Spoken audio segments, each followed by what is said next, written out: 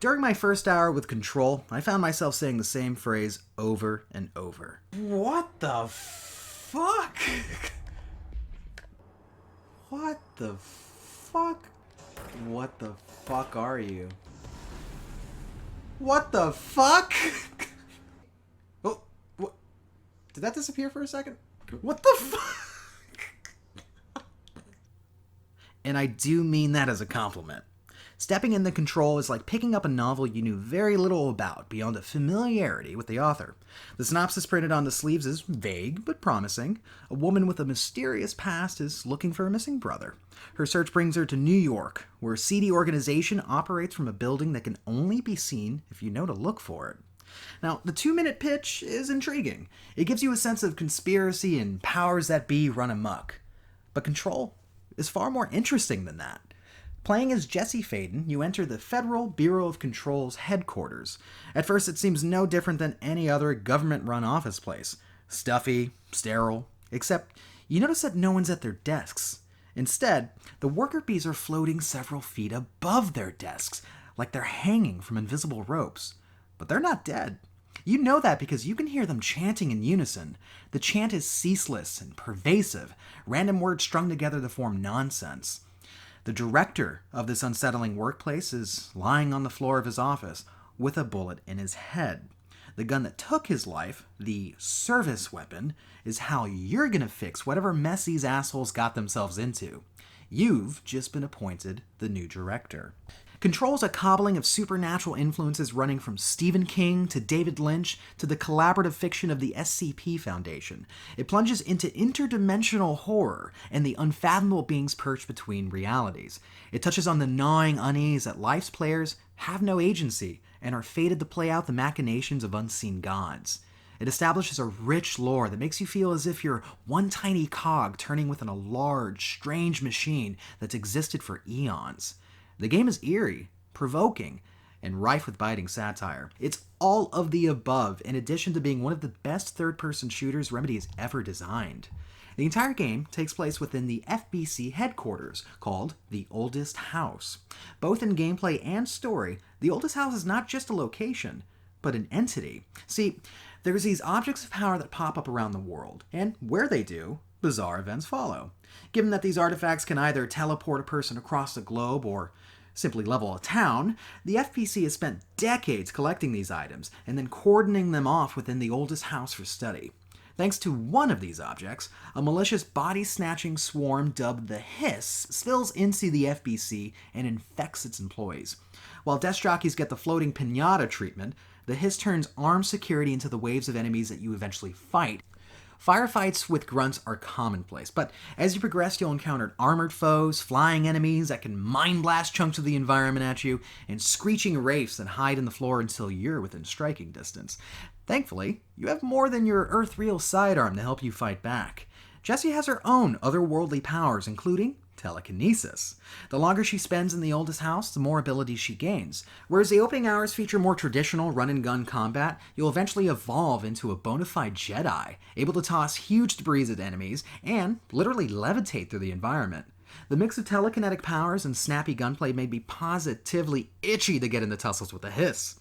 The instant deaths I suffered from the more challenging assortments of baddies, however, forced me to master my suite of powers. In addition to your growing list of abilities, you also gather arcane materials to upgrade your service weapon.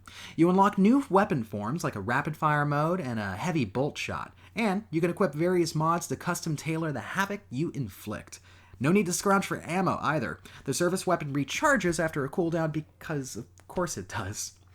With combat this solid, Remedy could have easily gotten away with making a linear corridor shooter and called it a day. But, again, Control's far more interesting than that. The game takes heavy cues from Metroidvania-inspired action games like Batman Arkham Asylum, allowing players to freely poke around the Oldest House and uncover strange secrets, and return to previously inaccessible areas. Remedy has always been great at blending gameplay with storytelling, knowing exactly when to show and when to tell. The house is coated in visual details from safety posters that warn of dimensional shifts that could cause unexpected and apparently unpaid work delays, to portraits that blink out of existence the moment you turn your back on them. For meteor bytes of lore, Remedy has littered 250 collectibles across the house, ranging from hilarious anecdotes to recountings of experiments gone horrifically wrong. The lore is so well fleshed out, I found myself putting off action just to pore over them. Likewise, the live-action video logs you find from Dr. Darling are so awesomely performed, you owe it to yourself to watch them all. One annoyance here is that the oldest house can be damned confusing to navigate. The utilitarian design of the executive sector in particular had me needlessly backtracking in search of a way forward. The menu map does little to alleviate this frustration, as waypoint icons only give you a general sense of where to go and become all but useless if an area has multiple floors. You'll run into FBC survivors like Emily Pope, head of research, whose thirst to understand the Hiss can sometimes outweigh her empathy for those being torn apart by them. Not only does talking to these survivors put the story into focus, they also serve as quest givers for the game's numerous side missions. While these missions will take you off the story's golden path, they're worth your while. Often, completing them is the only way to unlock Jesse's full range of powers. Hunting down altered items and dispelling their power within the Astral Plane's challenge rooms, if they can even be called rooms, or reality, gives you abilities like a quick dodge, which you can use to run circles around the Hiss. Due to a late-game difficulty spike and a harsh checkpoint system that will have you repeating encounters, you'll want to grab any advantage you can take. There's also time bureau alerts that send you running to some far end of the building to crush some Hiss, which is a nice way of gaining even more XP and astral materials. Now, as smitten as I am with the world Remedy has built, there's some issues that hold it back from being a spotless experience. Though the bosses you encounter are visually captivating aberrations from other worlds, they're not a lot of fun to fight. They feel unbalanced with too much health and too many cheap attacks, turning what should be epic battles into frustrating slogs. Then, there's the glaring stability problems that plague Control's console versions.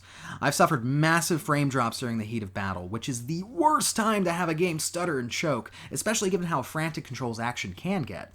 Additionally, the game has a nasty hiccup anytime you pause, pop a trophy, bring up the map, cough too loudly around it. Remedy is working to patch these wrinkles out, but it's a shame to see performance problems put a dent in an otherwise sublime game. Because sublime it is. Remedy has truly honed their brand of action storytelling here, complete with engrossing lore, campy live-action footage, and novelesque writing. Remedy fans will also be excited to see how Control lays the foundation for a larger, weirder universe that organically ties into its previous games like Alan Wake and Quantum Break. It's a lean ride that refuses to overstay its welcome or exhaust you with its headier ideas, instead opting for a 10 to 15 hour experience that sticks with you instead of forcing you to stick around. Control is a genuinely original game that stands out in a year filled with standout titles, and in my opinion, it ranks as Remedy's best. Thank you guys. This has been Kevin. This has been the Save Room Reviews or whatever. Thank you for sticking around. There's going to be some links in the description right there to our podcast. You can find us on soundcloud.com/The Save Room Show. Sometimes we do videos. A lot more of the time we do streaming. Check out myself and Daniel on twitch.tv. Okay? See you guys. Thanks so much.